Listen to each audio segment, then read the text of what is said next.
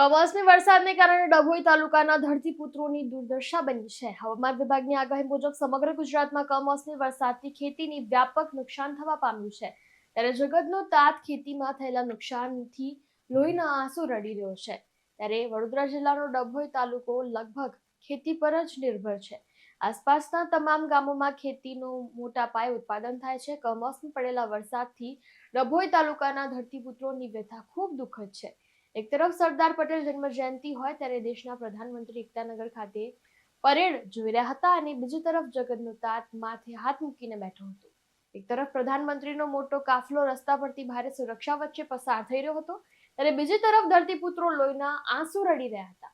ડભોઈના ખેડૂતોએ સરકાર સમક્ષ વ્યાપક નુકસાનના વળતરની માંગણી કરી છે, જેથી કરીને આ ખેડૂતો ઓછીના પૈસાથી કરેલી ખેતીના નુકસાનનો ખાડો પૂરી શકે।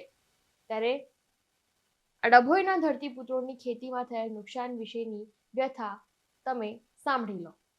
તો હવે શું કરવું, હવે એનું કઈ મદદ કરો। માલ બધો બગડી ગયો છે, પૈસાનો માલ છે અમારો।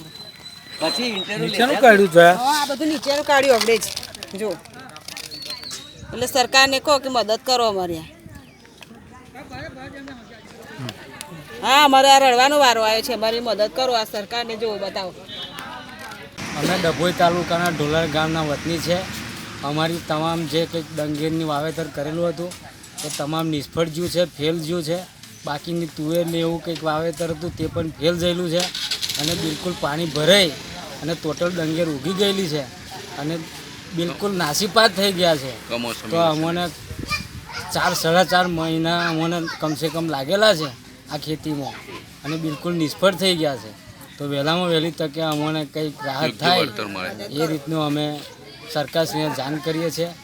તમારી મીડિયા સમક્ષ અમે રજૂઆત કરી અને એના માધ્યમથી તમને જણાવીએ છીએ કે અમારું ગામનું જે કંઈક નુકસાની થયું છે એનું વહેલામાં વહેલી તકે સર્વે કરી અને અમને વળતર જે કંઈક ચૂકવા લાયક હોય એ ચૂકવે એ જ અમારી વિનંતી છે, બીજું કંઈ છે નહીં। સરકારશ્રીને માલુમ થાય કે કુદરતી આફત સામે અમને કંઈક રક્ષણ આપે, એના માટે કંઈક વિચારે સરકારશ્રી। કેમ કે અમારા હાથમાં આવેલો કર્યો જ્યારે કુદરતે અમારી પાસેથી છીનવી લીધો છે, તો એના માટે સરકારશ્રીને વિચારવું જોઈએ કે અમારા માટે કંઈક અમને આધારભૂત રહે, મદદ કરે।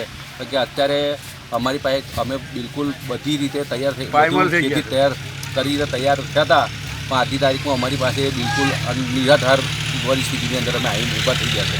એટલે અમારા હાથમાં આવેલી ડંગેર પણ અમારા હાથમાંથી આવીને પલટી ગઈ છે। શું નુકસાન થયું છે તમને? એટલે ડંગેર બધી ટોટલ ડંગેર પલટી ગઈ છે, બોરેલી તુવેર બધી બળી ગઈ છે, ટોટલ પાક અમારો ખલાસ થઈ ગયો છે। આજની તારીખમાં ખેતીમાં 1 પણ રૂપિયાનું વળતર અમારી પાસે હાથમાં બધો પાક ફેલ છે, બધા જ પાક ફેલ છે। તમામ ખેડૂતોને ડંગેરોની અંદર ખેતરોની અંદર ઊભી છે, બધી ડંગેરો અત્યારે અમારે તે પાણીની અંદર પડી ગઈ છે, એટલે અત્યારે કોઈ પણ રીતે નીકળે એવી નહીં હાલત। એટલે હવે ડંગેરો અને ઉગવાનું પણ ચાલુ થઈ ગયું છે અને જે કાઢીને લાવ્યા હતા તેનીમાંથી બી ડંગેરો પલરીને ઉગી જાય। એટલે સરકારશ્રીને માલુમ થાય કે યોગ્ય પગલાં લે અને એને વળતર રૂપે કંઈક અમને સહાય આપે એવી નમ્ર વિનંતી છે અમારી। આબિદ હુસેન મુલ્લા સાથે શુક્રવાર ન્યૂઝ ડભોઈ।